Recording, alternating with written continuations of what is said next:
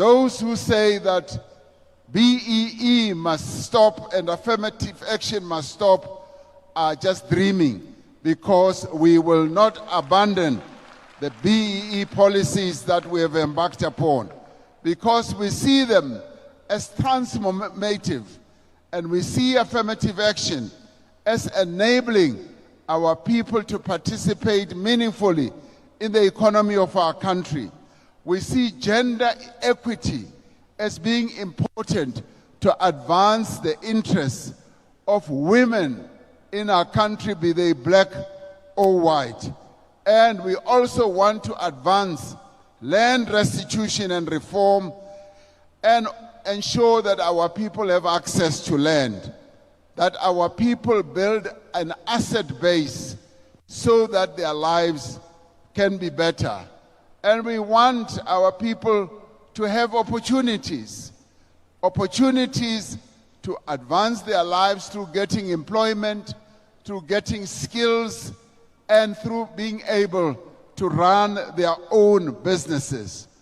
At the same time, we know that the work that we have to do is still committing ourselves to go forward.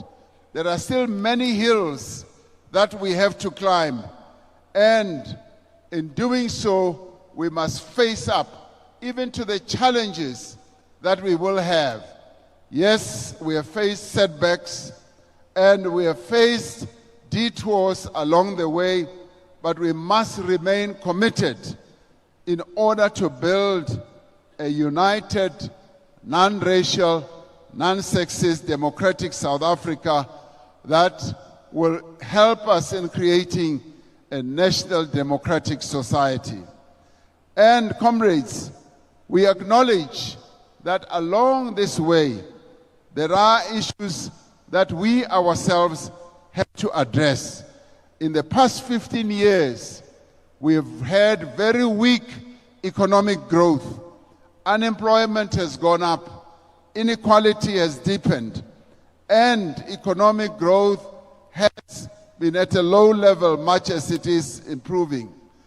But with all these challenges, we can now say that yes, in embarking on the various interventions, the reforms that we have embarked upon, we have started to bring down the vestiges of state capture which weakened our institutions, state capture which exacerbated corruption, state capture which made inequality even to grow, and state capture which made even our government departments, including our state-owned enterprises, to operate at a much weaker level. And we've also seen how basic services and infrastructure development has also weakened through poor governance, and also how corruption has taken us backwards. We've seen how in the past we've also went through the challenge of electricity, blackouts or load shedding, where water has become a big challenge in our country, and where infrastructure investment has gone backwards. Now, all these challenges have had to be addressed head-on by the African National Congress-led government. In the 6th administration, we started addressing all these challenges earnestly. We embarked on reforms that are beginning to yield the results that we are now beginning to see. Infrastructure expenditure has now been taken to another higher level. We are now going to spend 1 trillion rand. For the first time in the history of our country, we are devoting 1 trillion rand in infrastructure development. Now that in itself shows that we are addressing all these challenges head on.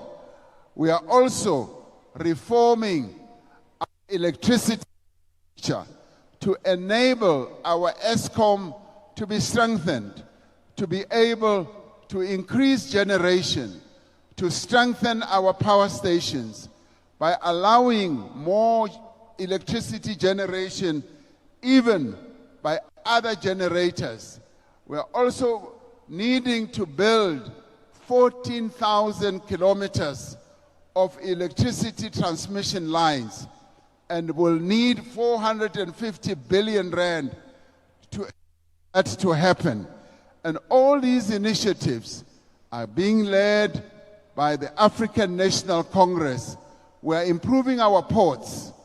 The production or the output of our ports had gone down. We are now ramping it up. The tonnage on our rail and our ports is beginning to go up. And we are therefore beginning to see that there is a turnaround. Many in our country are saying, now South Africa has turned the corner. And indeed, we've turned the corner. Why do we say so? We see it in the interest that investors are now having in our country. On Tuesday, we are going to hold our 7th investment conference.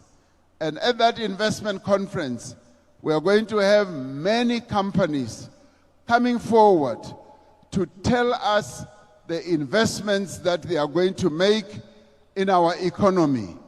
We have said we want to raise 2 trillion rand in investments in the next 5 years. Already on Tuesday, we are going to hear commitment of investments that will go possibly much higher than what we have had. And some of those investments will come here in Limpopo. We will hear companies say they are going to come and invest here. And we can say, comrades, we are on the path of rebuilding our country. We are on the path of correcting the mistakes of the past, the weaknesses of the past, state capture. Yes, we are also on the path of rebuilding the economy. Our fiscal position is becoming better. And as we heard when the budget was presented, many of the indicators in our budget are beginning to look up. But at the same time, the African National Congress is the one that must lead the process of rebuilding our economy, of rebuilding our country. It is for that reason that the NGC in December, in looking at the challenges that we face, said that we must, as the African National Congress, renew ourselves or perish. We must unite or face defeat, and we must return to serving the people of our country. The delegates to the NGC were determined that we should not betray the national democratic revolution and leave our movement to be defeated. The defense and consolidation of the NDR requires, firstly, that the ANC must be renewed as the leading agent of change, and that must become our #1 priority. The agent of change in addressing all these challenges that I have elaborated on has to be the African National Congress, because it is the ANC that has started the transformation process of South Africa from 1994. Without the ANC, South Africa would not be what it is. We are where we are as a nation, having made all these great strides because of the ANC. So the ANC, therefore, must renew itself to address these